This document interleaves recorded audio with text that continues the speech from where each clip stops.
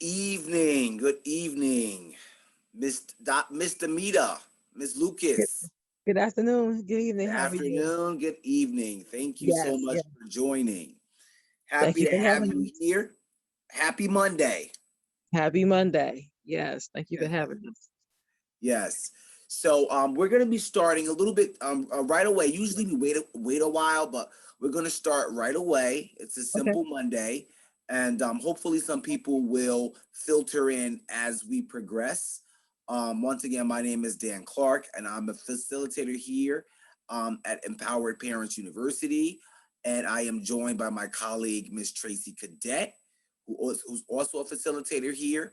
Good evening, Miss Pauline. Hello. Hi. Hi, happy How are you? Monday. Hello. You too. How are you doing? Very well. Um, Yeah. today I'm just going to today I'd like to talk a little bit about focus and concentrating. And I wanted to really have some conversations about how the children have been faring when it comes to focusing working virtually. And have you as parents found any difficulties with assisting the children with your children with staying on task, staying focused? Has it been overly burdensome for them? Do you feel as though it's created stress levels, or do you feel as though they have been coping wonderfully? Oh, you asked me? Oh, Yes. you took. Oh, for me, it was like a roller coaster. At the beginning, it was okay, and then we went down, but now it's okay. Okay. Yeah. Yeah, it was hard at the middle. And last semester, it was hard. But now she's doing well. Hmm. Hmm. Now a lot of the and Miss Lucas, would you say that Yeah. you've had the same experience? Has it been an up and down for you, or has it been fairly smooth sailing? I think there's been some challenges until the district changed over to Canvas and they added some restrictions and some blockers because I think just the temptation of social media reaching out to them, these pop-ups, of music and Mm. this and that, and that will pull their attention, of course. And so now the way it's set up, the teachers can see their screen and can tell them, oh, don't go into that, come back over here. They can text them Mm. or email them or chat with them, not to embarrass them, just to remind them where to go. Even when they go to another class, the homeroom teacher has access to their full screen, so they know where they're at, what they're doing, the sites and everything. And Oh, so, excellent, yeah, so excellent. that's been really, really helpful. Um, and so now they know not to uh, pay attention to every video that pops up, for example, because whatever you dig into, the history would give you that, that type of feedback. So if you was into Amazon, then all of a sudden the Amazon commercials are coming up, info Yes. commercials, right? So it's pulling the kids. So they give them time to come in and socialize. And I think that's what's been really helpful. So class started at 8:30, but they can come in as early as 8:15 and socialize in the Google Meet. And then they have times that they have the different groups that they can chit chat at lunchtime and a little bit after school. So I think that has been the bridge to keep it, even and balanced, Mm. respectful, appropriate, guidance. Of course, my daughter didn't like it. She wanted to write a letter to the superintendent about privacy. you know, because they can see everything that you're doing. They read all of your emails. Mm.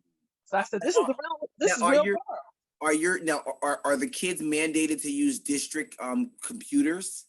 No, they're not mandated to use district computers, but they are mandated to use the same Now, online learning. So it still gives them the same access. Once mm, you're in Canvas, they have access to wherever you're at. Once you're in Savvis, they have access. mm, ELA, science, social studies, they have access. So once you use their platform, their yes. handle, they have access to your because you only can use the school's email. All the other emails have been suspended. So whatever personal email you had, your parents, even as parents, we cannot go in there and email them because you have to have the handle of Hillside, New Jersey.net. So Mm. it's very secluded now, very restricted, but I really appreciate that because that keeps them safe. Oh yes, definitely, definitely. And I think programs like Canvas and GoGuardian, Yes, I Go think Guardian. That's it. Yes, Go Guardian. Thank you. yeah, yeah. I think that they're really they're positive because I think for educators, like you said, it allows them to rein the students back in. And I think once the students are aware that they are being monitored, I think that they actually police themselves, if you will, Yes, right. when it comes to internet and how they traffic the web, because they know that there may be some accountability because they are being watched and their windows are being monitored. Because what a lot of students like to do, especially early in the year, they like to get on, and before the Go Guardian has been implemented, they'll have a separate window open. So they'll be in class, but they're looking at something else. They're looking at whatever websites and shopping or whatever they can do.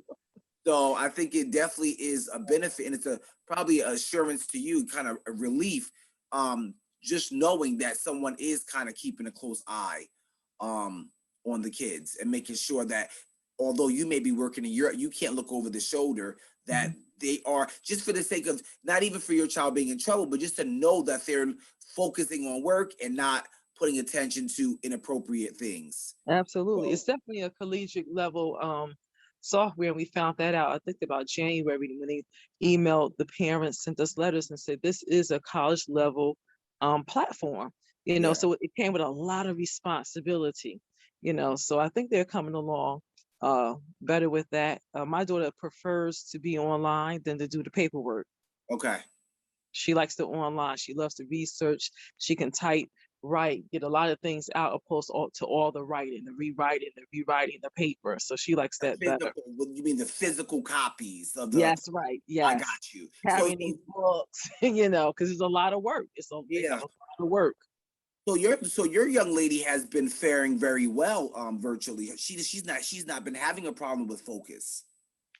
No, just sometimes here and there, sometimes, but most of no, because she attends violin, chorus. So for the Okay. most part, I mean, we have, it's not perfect, but for the most part, she's cute and she enjoys that. She enjoys using the internet. She misses her friends though. She's a social butterfly, so of course she misses her friends. Yeah, and which is why I think it's a good point that you made that they're allowed to come 15 minutes early or so just to No, but my interact. daughter, they're not allowed. Maybe different classes.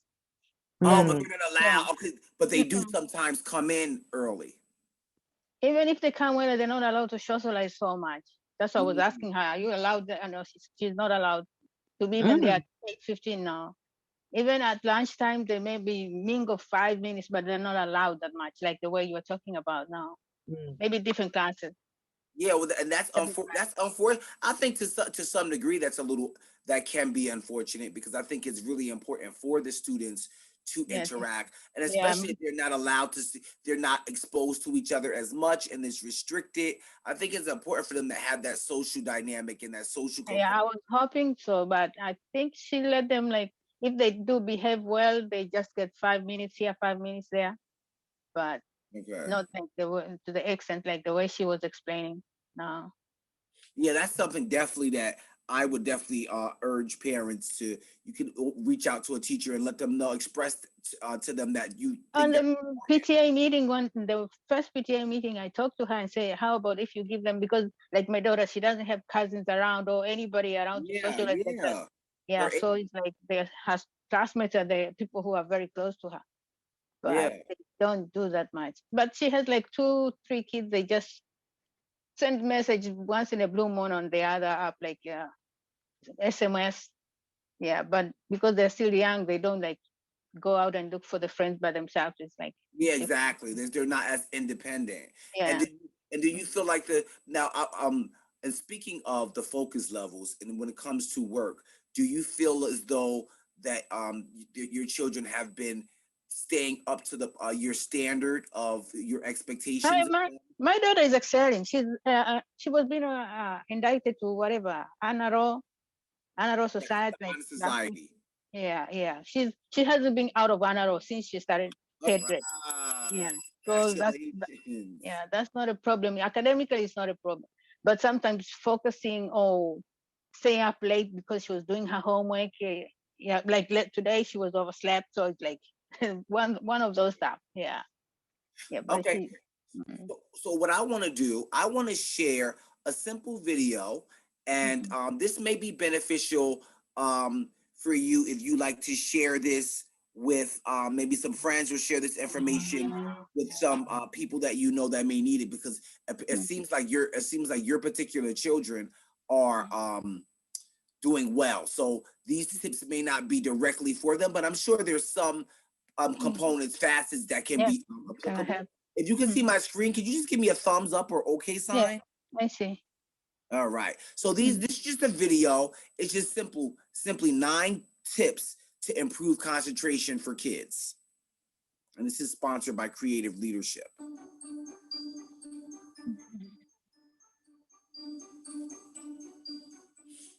This is a big one, because if children don't get enough sleep, even for just one night, their thought processes can slow down, they're less alert than normal, and their ability to concentrate suffers.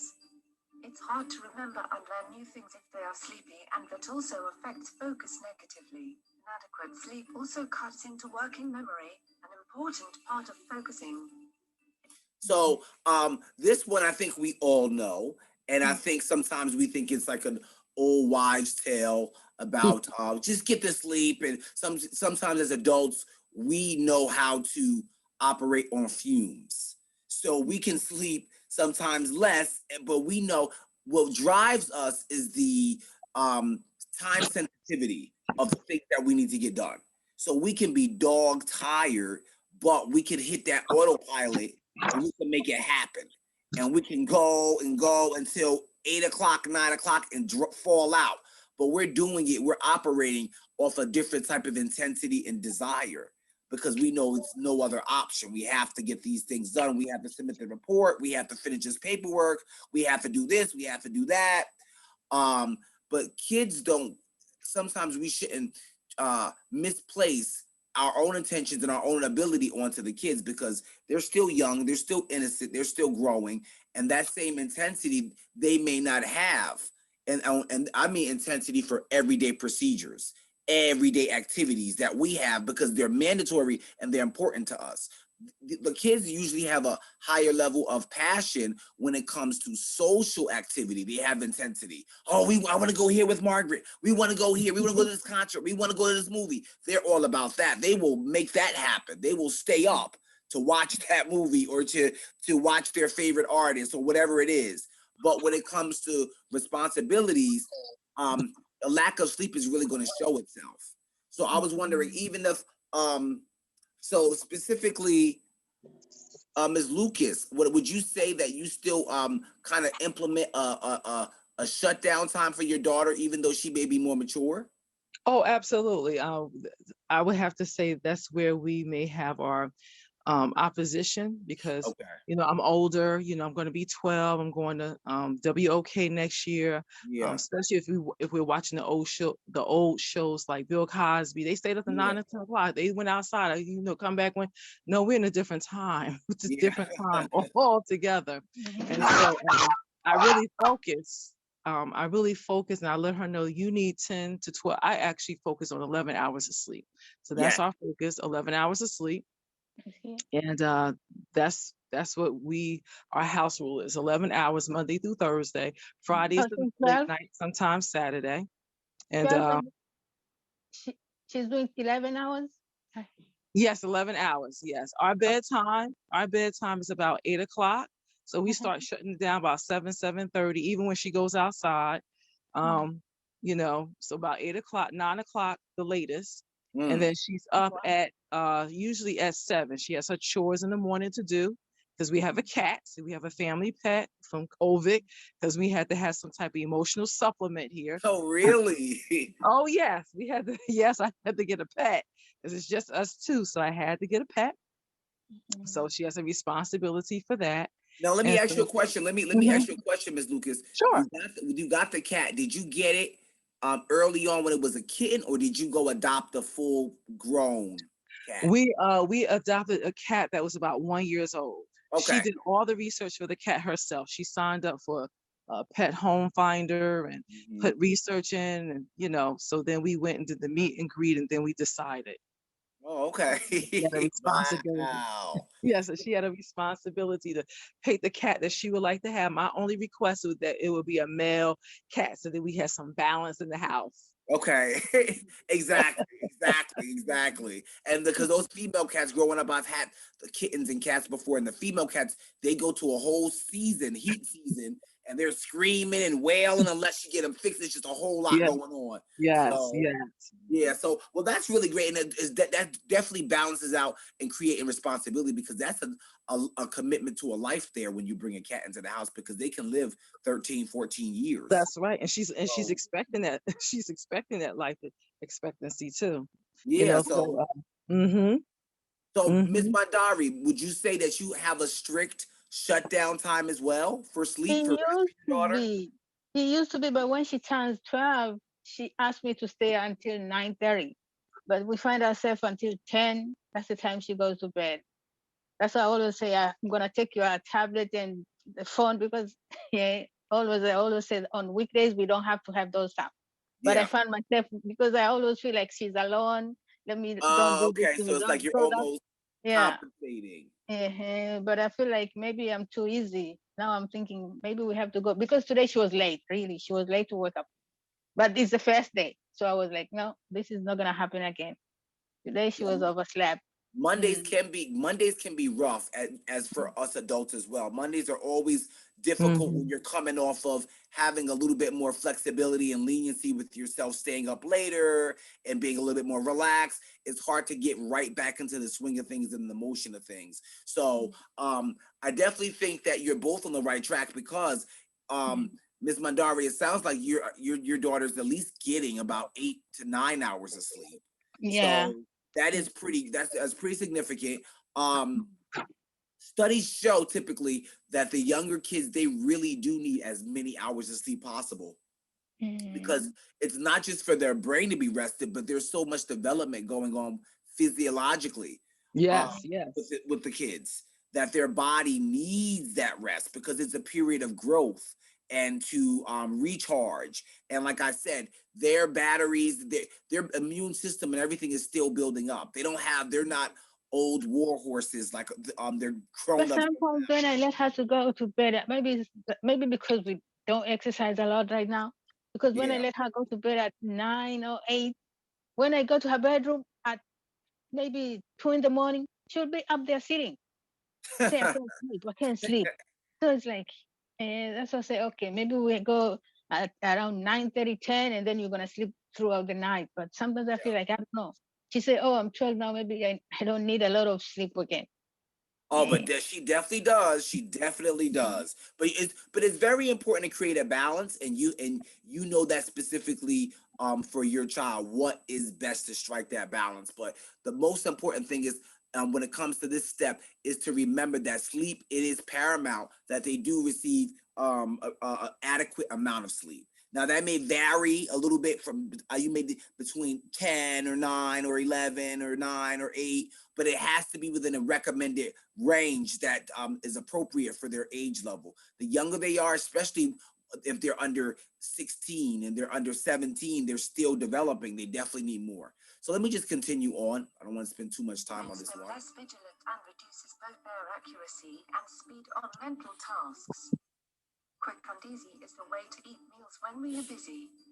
But children need vitamins and healthy choices for meals. The brain requires fat and muscles need protein. An unbalanced diet with less fat and low proteins are notoriously bad for focus and concentration.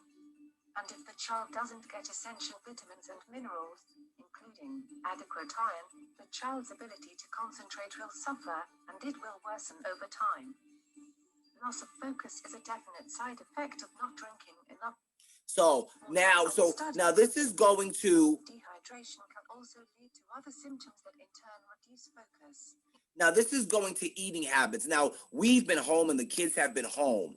And usually a lot of times when the kids go to school, they, if they're eating the school lunch, whether they're paying for it or they're getting it free, whatever the case will be, it's mandated by the state and by the district and municipalities that it has to have a certain amount of nutrition. They provide the milk, they provide the healthy juice and the balance with vegetables or whatever it is. So would you say that being home has there been moments where you kind of drop the ball and let the kids get away with maybe eating a little bit more comfort foods during the COVID time period and online learning at home, or would you say you've been more strict and adhering to those nutritional guidelines? Miss Lucas? We maintain the guidelines, we still do that, we still have our healthy meals and everything, because my daughter is very athletic. She was competing with competitive gymnastics, so we have to keep a certain level of nutrition, and she enjoys nutrition. She'll eat fruit and vegetables over meat any day. Okay. So she's a water drinker. She's always drunk water, even as a baby, 3-4 bottles in the middle of the night. As a 1-year-old, drinking bottles I'm talking about bottles. I buy it by the case. I'm talking about getting 6 cases every time we go. Yeah, she loves water, water. So we're not on the sugar kick too much, but to have that balance when we have our family movie night, yes, I bring the junk to the table. The pizza, the nuggets, the French fries, the cookies, the chips. And that's the only time you're going to have it. So, but I don't do too much because I don't want her system to crash, but I give her enough so that she have that enjoyment. I send her to the store, 7-Eleven every so often, treat yourself, get here, on a Friday. Usually it's a Friday. And I let her walk to the school to pick up school lunches because we're allowed to have them for free. So I let her walk twice a week to the school and pick up some meals for the week, breakfast and lunch in the summertime. Which is healthy as well, definitely. Yes. So that's her responsibility every Tuesday and Thursday to walk to the school to pick up the meals, Ms.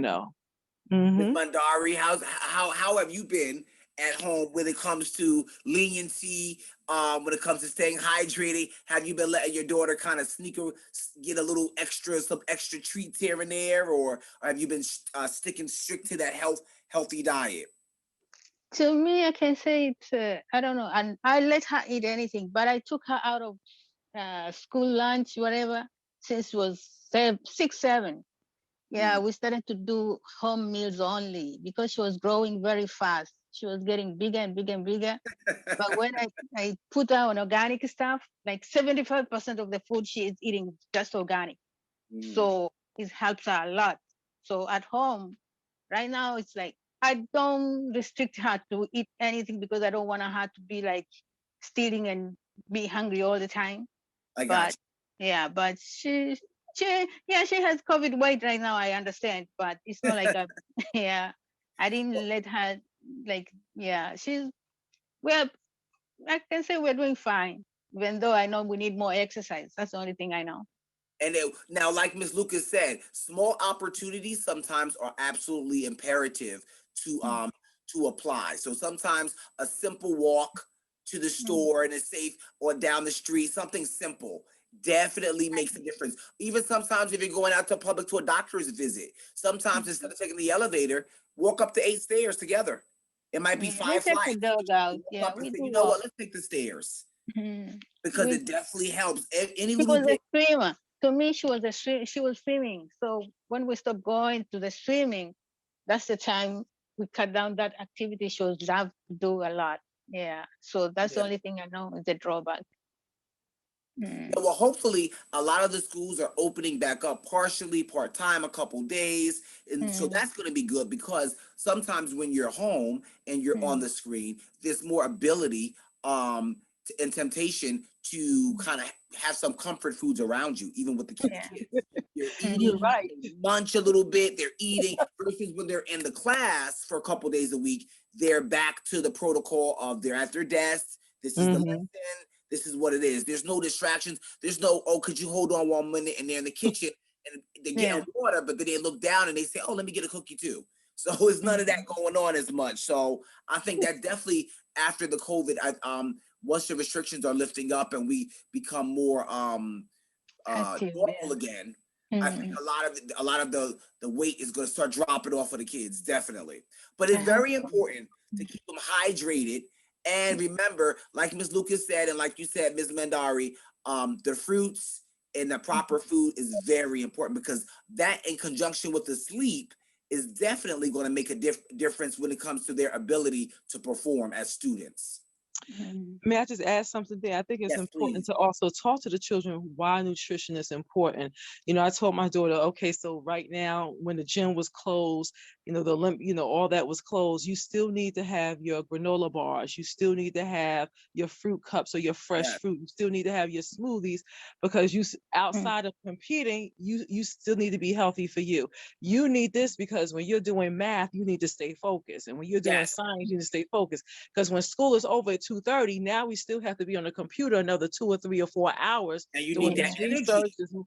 Right. So she has snacks throughout the day. I allow her to, she doesn't like cooked oatmeal, so she likes her oatmeal just right out the pack, and Yeah. granola bars. So she is eating throughout the day, but I notice it's because I'm stressed. It is some stress there. I'm stressed. I got to do this math. This math is a lot, 20, 30 worksheets a week you have to get done, so keeping healthy nutrition available, cranberries, raisins, whatever. She's allergic to nuts, so she can't have nuts. So I always have to look for things very specific. So I think just being aware that, school brings a certain amount of stress, especially if they're getting those high grades, because it is a lot of work there. And now sometimes, and when it comes to stress, and we're just touching on that too, number 4, it's very important to know, a lot of the kids, if they're high performers, then sometimes they stress themselves because they start applying pressure to themselves, because they know they're rewarded for being a high performer,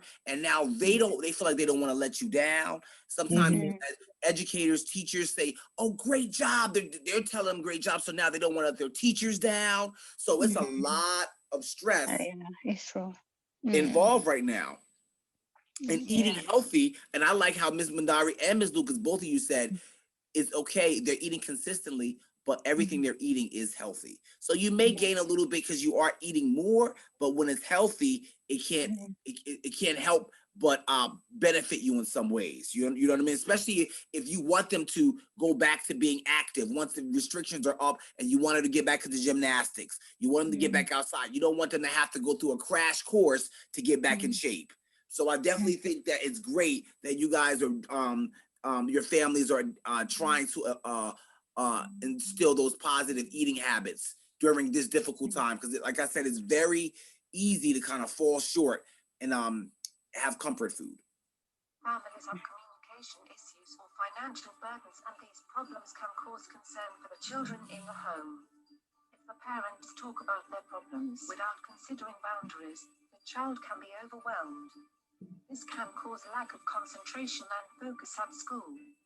So family stress, the dynamics of family and stress as adults, it's very important that because we're quarantined together or we're restricted together a little bit more often, it's very important to, and I'm sure you apply this because you have younger children, but it's very important to make sure that we keep our adult conversations away to some degree from the kids, because they can hear something really simple, and believe it or not, kids could take on your stress, and it may not even be anything that's a big deal for you, but in their mind, oh no, mom has to get her brakes fixed.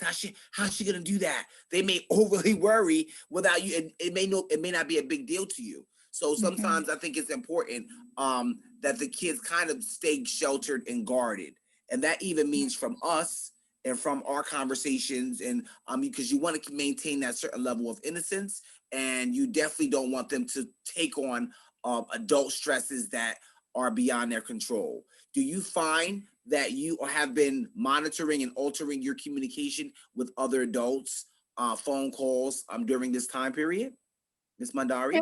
Yeah, I tried a lot. I don't show like my home country right now. Not right now. Now it's okay. But my home country, COVID was killing a lot of people. So I lost a lot of people. That's another thing, because that could be stress-inducing for a child, right?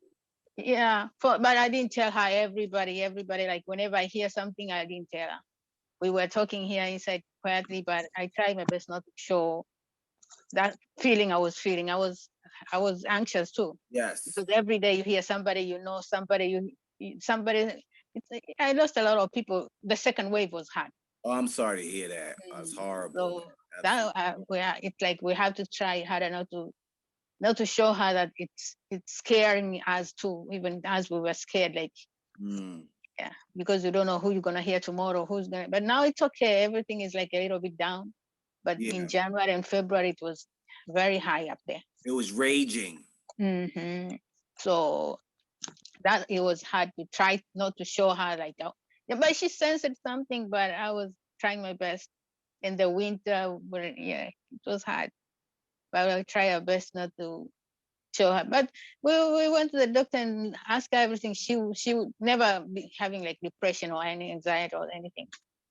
Yeah. Now, I do think at the same time, before I get to you, Ms. Lucas, I do want to say that I think there should be a balance, and I'm sure Ms. Cadet would agree with me. Especially if you have a mature child, you want to be able to converse with them, and you want them to be able to process thought and to think analytically. So it is important to sometimes have those have in-depth conversations with them and have them kind of challenge themselves to think. Yeah, but if we are losing one person, we were losing like 10 people. I know, like 10. No.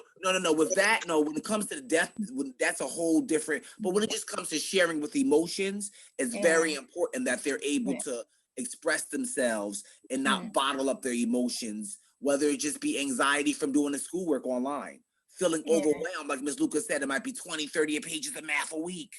And now sometimes it's important to sit down and say, how you feeling?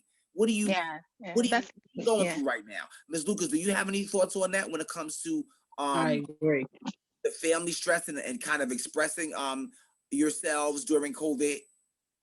So what we started doing last year when the school shut down back in March is a journal. I got it from a principal. I can't remember which principal it was on Instagram, just to be able to journal what we're going through. So we've been keeping a journal since last year, March till now, journaling the different things that we hear on the news, how we feel about our family members, our community. The mayor of Hillside called us all last night and said, you know, our numbers are increasing here in Hillside. She was just on Wednesday. So from Wednesday to Sunday, we had another spark here.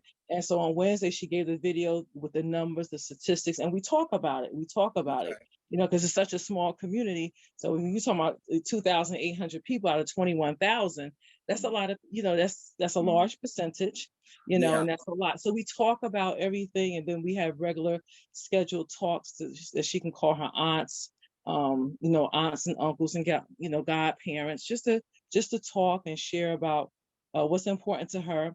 Art class, they have free drawings, so a lot of times she is illustrating things about wearing your mask, staying safe. And so I get to see some of that stress there, you know, what's important to her. She illustrates it in art when they have free drawing time. So we talk about it. You know, we have a talk every night before we go to bed, and we have a talk every morning, because in class they're talking about it. You know, they're talking about things on the news, some of the subject matters, some of the homework, some of the classwork is dealing with current events. So we constantly having that conversation. Yeah, and that's very important that you're doing that. And I think it's also important that you're recognizing that the different outlets that your daughter's using to relieve herself from anxiety, and to kind of like therapeutic, and it's kind of therapy. So I think it's good to have that therapy. And the same thing with you, Ms. Mandari. Sometimes you said the gratitude journal. Because I had the really serious anxiety, so I had to see the doctor. But the doctor told me to stay away from COVID, because we were watching a lot of COVID news. Yes. And then it was getting into me. So when getting to me, it was like affecting my health. And then the doctor said, you have to stay out of that news a lot, not all the time, but I have to cut down. So we cut down, but a lot of meditation and other stuff. And then they told me to keep the gratitude journal. So since December, at night before we go to bed, we sit down and write everything everything good that happened to us, or everything that. I love that, Miss Mandari. I know you want Miss Cadet. I love it. I love that. Let's get. You know what? Let's just kind of peek at some of these other ones. I'll kind of apply brevity to this. so that we can move a little bit forward. Because I know once we start to talk, and I don't want to just inundate us with each one. So I'm going to move on. So we know about stress, lack of physical activity. I think Ms. Lucas touched on that as well, and we touched on that. It's about taking a walk whenever you can. Anytime there's an opportunity to get some physical exercise and some physical exertion out, it's always better to take that opportunity than not to. So a couple flights of stairs sometimes beats an elevator. You're in an elevator for 10 seconds, you're up 4 floors. But guess what? You can walk those same floors and get some good heart activity going on. So just keep that in mind. Physical activity is very important, and especially if they're going to revert back to being athleticism again after the restrictions are lifted. Let's see. So plenty of water, we know that. Enough physical activity. Reducing distractions. So I think it's really important when we talk about distractions. I think both parents touched on that tonight, is understanding monitoring. So the GoGuardian helps out, but it's also letting them know that, hey, you have to focus on your work and it's a reward time. So sometimes the work can be prepared with, after you finish this, I'll give you a 20 or 30 minutes on, maybe it's a certain YouTube video or something they like to watch, something positive, but that's social. But you know what? That's a reward after finishing work. Do you guys apply any reward systems in terms of for learning during this time period at home? Like in terms of, okay, after you finish, you're rewarded by doing this. Maybe, I don't know if it's roadblocks or play. With me, in March to June of last year, when they just started the visual school. Yes. Like a month before they finished school, I was called by every teacher that she didn't submit anything. Oh, So, wow. yeah, but her point was, oh, there is no due date. And then she has like 74 assignments that it was like in 1 month. Yeah. That time I was so stressed out, so we decided what she can do by herself, what I can help her, what she needs help. But at that time, they used to see the teacher once a week. Yes. So it was like she didn't understand anything. And she was, every time when I say, are you okay? Everything is fine. She was like, everything is fine. Mm-hmm. So during the summertime, I had to teach her math, the one she didn't understand at the time. In science, we have to repeat a lot of stuff. But we sat down and talked. I was telling her, either there's 2 options. So she knows what she's going to lose if she doesn't keep up with her grades. Yes. Since she started the 6th grade, I don't have any problem. Every night, everything has to be done. I don't even have to remind her. So that's, I'm thankful that this time I don't have any problem of saying, oh, you have to do this, you have to now. She's punctured, everything is up to date right now. But the first time it was hard. But Ms. Lucas, are you having, is that the same, would you say that same applies to you when it comes to your daughter and her regulating herself and monitoring herself? Or do you feel like you have to kind of step in and retrain her thought? Well, I had a little accident this year, so she kind of stepped up to the plate and just kind of carried on without my input or coaching her. Okay, you're coaching. Yeah, so she kind of like just went forward in that area. All right. But when she's dealing with, awesome. When she finished work and things like that, that treat is like to go outside. So she gets to play with the neighbors, which was new this year for her, because we're usually not here because of her activity. She has friends with, her team and things like that. So go to the backyard, go in the backyard and play. Pick a TV show. You have 45 minutes. You want to play, watch TV. Or you can pick a movie. I give you 2 hours tonight. You have a 2-hour, time that you can watch a movie. Or let's do our family activity, because since we're online, we never have had a chance to go back to our family activities. Every single day we have family activities together. Oh, wow. So I think that has been the most stressful for me and her, because I'll tell her, I miss that. I miss that we didn't do our science today, or we didn't do art today, or, because we're always learning something. So it's board games. We haven't played a board game in I don't know how long, because it's just so full, so now that, she knows how to move forward. And like right now I think she's online now with the library, read to a dog. They have all these different activities at the Hillside Public Library. So she's reading to a dog right now. So when she finished, tonight is our free night. So what you want to do in your free time? So just trying to return to some of the things we used to do when we used to leave the house and come back in and gather together. So that has changed, but now we're trying to revisit that.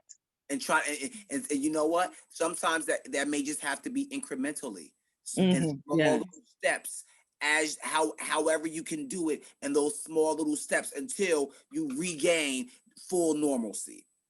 But it's definitely important to focus on the distractions, which means limit monitoring. We discussed that, monitoring their social media activity and just their internet activity. I think you just touched on that. Let them play games that require focus. So board games are a wonderful way to have fun and to create focus skills, because you have to pay attention to where you are, what cards you're drawing, how far how many steps you have to go back, how many steps you have to go forward. It really requires a lot of focus. So I think that's really awesome that you mentioned, Ms. Lucas, about playing board games.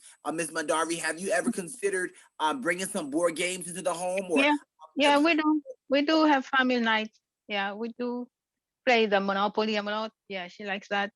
Yeah, we do. Yeah, and that's awesome. Monopoly, it creates life skills, and it just really, it's exciting, it's fun, and it never goes out of style. But also, it really helps them to focus and to concentrate. So they're actually working that, exercising those skills without even realizing it. Because sometimes when the kids are watching the internet, they're not really required to think as analytically as they would if they're playing a technical board game. Even when I was younger, we used to play Uno.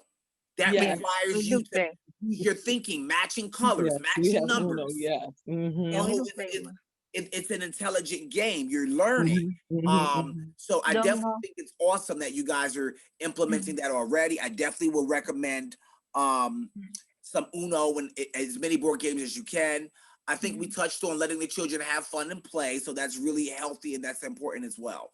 So also, I heard Miss Lucas mentioned earlier about the chores in the morning.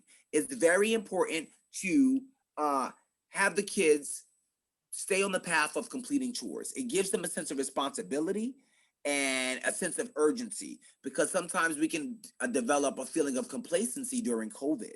So I think it's very important that you have a schedule. I know, Ms. Lucas, you mentioned she wakes up in the morning and she has her chores. She has the cat. Ms. Mandari, I know you said, okay, in the evening you may get this amount of time. You may stay up a little bit later as a treat, but you with the things that you have to do. So definitely make sure that they have a list of tasks, whether they're small or big. They may be bigger on the weekend. It may be a longer list on the weekend because they have more free time. To me, I was behind on that department. I was doing a lot of things for her. But when I got sick this December, that's the time where it was a wake-up call to start to teach her to do a lot of stuff. Independently. Yeah. I was helping her a lot. She was like, everything has to be mom. But now she's doing a lot compared to how she used to do.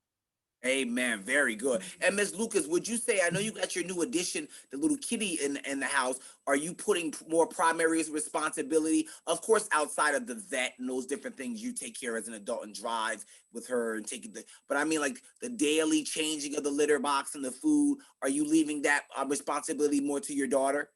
Yeah, she does that. As far as she does trash and recycle, so that's part of her responsibility. Sometimes she cooks, she doesn't know how to cook, so sometimes she cooks. Especially on the weekend, she enjoys. I think Saturday she made grits, oatmeal, bagels, cheese and eggs. So she'll do that.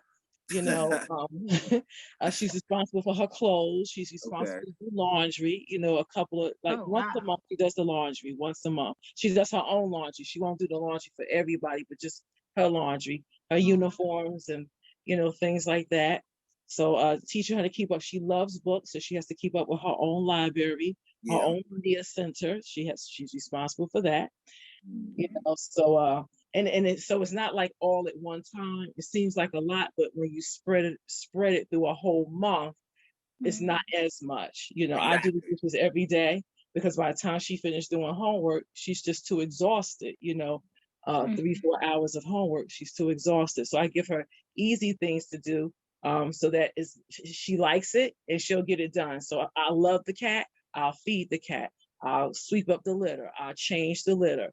No problem. Oh, I help with the trash, or I help with this and that. She helps with the car. She helps with the groceries. She helps to shop. We got to go to BJ's. We got to do it online. This is the things we need to do it. She even walked the shop right one time and picked up some stuff that we needed. Oh, So really? just Oh, give her wow. little things to do. Go to the post office. Wow. So I taught her how to go to the post office if I can't go with you, how to go get a You know, stamp, how to buy a book. I need So to do that. This, Yeah. this is great just because you're little teaching. things, Yeah. That's why I said I kind of miss impressed. that family activity, because we used to do so much. And it's like, We as you used to go to said, the library. I Mr. don't live Clarke, far away from library, but she can't even go by herself there. I have to try to But you know trust what? her. I think it's great. Now we're touching on 7 as we close, touching on 7, 8, and 9, setting time to complete tasks. And it sounds like both of you are already doing that. You're having windows, realistic opportunities. Like Mr. Mandari said, you lost track back in March when it came to your daughter working independently. So you realigned your focus and you got her, and you said, let's use this as a lesson. You use that misstep as a lesson, and now she is up to speed on task. So sometimes mistakes are some of the best things that happen to us, because mistakes is what teaches us and teaches the young kids how to do things right. So it's very important to make mistakes. It's very important to make mistakes, because that's how you learn and that's how you do things correctly. If something is perfect from inception on throughout, there's going to be a problem when there's finally a hiccup, because the kid's not going to be used to having hiccups. So it's okay to have some issues here and there, because that's how you grow and that's how you kind of get yourself in proper working order. So we know we want them to play games that require focus. Of course, having fun is important. Setting time for the task, getting enough rest, and trying to use therapeutic activities to relieve stress, everyday stress, and having them express. I love the journals that you mentioned. The journals, the diaries and the journals, the feelings journals. And I think Ms. Mandari made a great point about a gratefulness or appreciation journal. So I think that was amazing. Ms. Cadet, did you have anything to add in reference to journals or mindfulness? I actually do have a mindfulness minute. I don't know if you're all done, Mr. Clarke, but yes, I wanted yes, to thank you so much. I just wanted to tap in and piggyback off of what you said about the journal, because I had to unmute even then, because I actually have a gratitude journal as well. That's so the gratitude journal. Great. Yes. Yeah. Yep. And then the gratitude journal is asking you to write 3 things that you're grateful for. And sometimes, like, it could be the simple. Can you hear me? Yes. I'm sorry. I just want to stop sharing, because okay. No, okay. I thought it was a confused, like, what is she saying? No. I'm sorry. I just want to stop sharing. I just want to stop sharing. It's all good. Sorry. Let me see. How do I do? Oh, here I go. Thank you. Sorry about that. No problem. So it could be something as simple as I remember when I couldn't think of, because you don't, like, sometimes I didn't want to write the same thing every day. So I would write, like, I'm grateful for, Wi-Fi, cable, the ability to walk and get fresh air. Like, I would, like, try to make it the most simple things, because you're going to say you're grateful for your car and somewhere to live, and that you woke up this morning, of course. But then I started thinking about people, because, like you said, Ms. Mandari, we lost a lot of people over COVID. So I might, write down, I'm grateful for Bishop from the church. I'm grateful for, the lady who cleans the house, whoever it is. And you want to write down that person's name, because this is every day. You have to express gratitude for something. Yeah. So I think there is an app helping you, the tip, like what you have to appreciate. They remind you a lot of stuff that you didn't even know. Right, that you forgot to appreciate, right? So so I really appreciate that. And I know that I believe that gratitude attracts more. So if we are always in a space of being grateful for what we have, right, exactly, you'll get more and more and more. So I when you said that, I definitely was really, really excited. So just, we're going to close out with the mindfulness minute tonight. We're not going to do a full meditation. We'll get back into that. But right now, I want to do something very, very simple that I don't think that a lot of us realize that we do throughout the day. And so basically what I want to ask you guys is, are you holding any subliminal tension anywhere in your body, right? And most times, right, the answer is yes. And something that you can do all by yourself is to check yourself, especially when you're feeling that stress and you're feeling that anxiety, or even before you start to feel it, right? You know, it could become a daily ritual. Am I holding any tension? And so what I like to do is completely, you know, no sucking in your stomach, like a lot of us women tend to do subconsciously throughout the day, like none of that, right? You're just releasing your shoulders, releasing everything in your shoulders, and like just completely, like, because we tend to sit like in a way where it's tension in our shoulders and we don't even know. So you want to release your shoulders, kind of like wiggle them out. You want to unfurl your brow, right? Because we tend to have like this squint going on. So loosen up your brow. And my favorite is to loosen up your jaw, right? To relax your jaw and let your jawline, because, and if when you do that, you'll be like, I know I'm always like, I don't even feel myself holding this tension in my jaw like that. But when I release it, I'm like, well, there was tension there, because now that I'm relaxing it, I actually feel relaxed, right? And then the last thing that I love to do is take 3 deep breaths. So after I release all this tension in my body and I relax, then I take 3 deep breaths, and it literally takes 1 to 2 minutes to do that. And then I get right back to you know, to whatever I'm doing for the day. So if you guys will with me, let's take 3 deep breaths, and we're going to breathe in really deeply through our nose and out through our mouths. Okay, so here we go.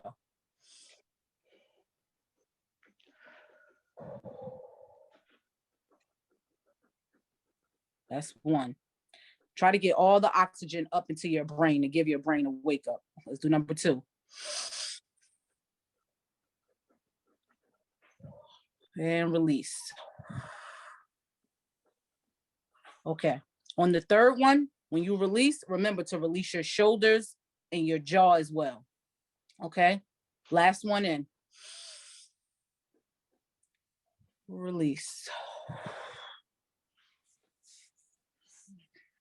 And that, my amazing parents, is the Mindfulness Minute for tonight. I hope it's a practice that you can find yourself and even your children, you know, completing or practicing on your own, because I love Mindfulness Minute tips because they're so quick. And, you know, sometimes we don't have time for a 20-minute meditation. We just need something to get us refocused, to drop that stress off of us, so we can keep doing all the things that we need to do, and we can be in a healthy mental state. So, Ms. Cadet, I want to say what you just said. I think it will also be good, even in moments where you're in traffic.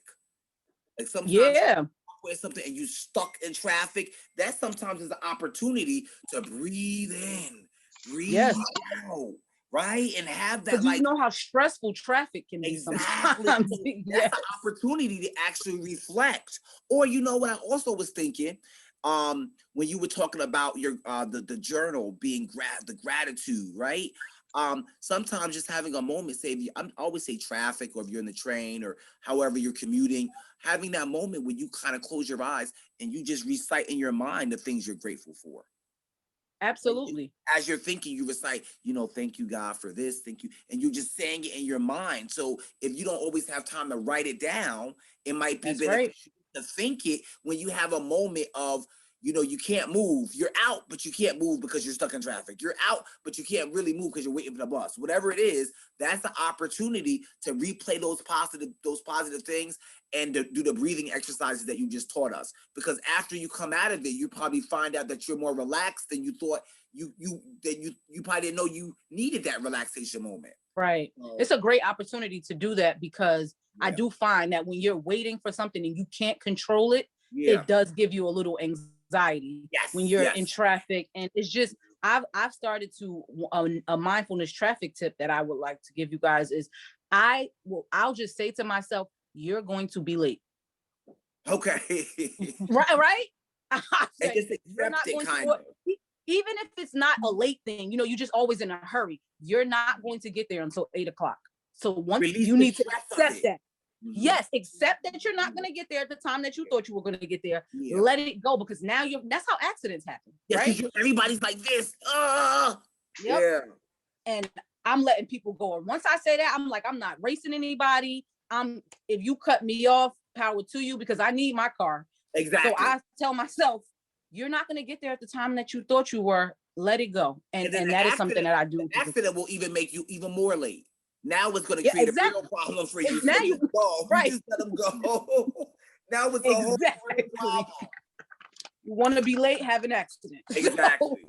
No, thank you, Ms. Thank you so much, Mr. Clarke. No. And I just want to say, because we really have to celebrate each other. I think as a people, as a community, and especially as people of color, we have to celebrate each other, lift each other up. And I have to tell you, Ms. Cadet, every time you come on, your mindfulness activities, they are great. But what really is the driving force behind it, for me being motivated, is because you're so passionate about it. So when I see someone that's passionate about it, it inspires me. So thank you so much, Mr. Clarke. I love that. You. I love working with you, right? Because you have to give people their flowers. I love this group in general. You guys are really inspiring parents. I'm just listening to you guys with the healthy food and the bedtimes. I'm like, Miss Cadet has to do better. No, I'm telling you, and I want to thank Ms. Lucas and Ms. Mandari, because you guys really help drive and help facilitate our meetings so well. Your willingness to be so open and to be candid and to share and be sharing is resilient. And I want to thank you both. I want to acknowledge Miss Monique. I know she joined at one point. Miss Lewis, thank you for joining in. I think this was a really positive night. It's a little shorter. Sometimes we go over, but I think we're right on the mark tonight. And thank you all. And I look forward to meeting with you again next week. So until then, be mindful, be positive. I hope some of the things we talked about can inspire you going forward, and take those mindfulness minutes that you need and those moments of gratitude. So thank you so much. God bless you. So much, Mr. Clarke. Thank you, parents. Thank you. Until we meet again, guys. Thank you. I Good appreciate night. it. Good night. Good night. Great job tonight, ladies. Good night. Good night. Bye now.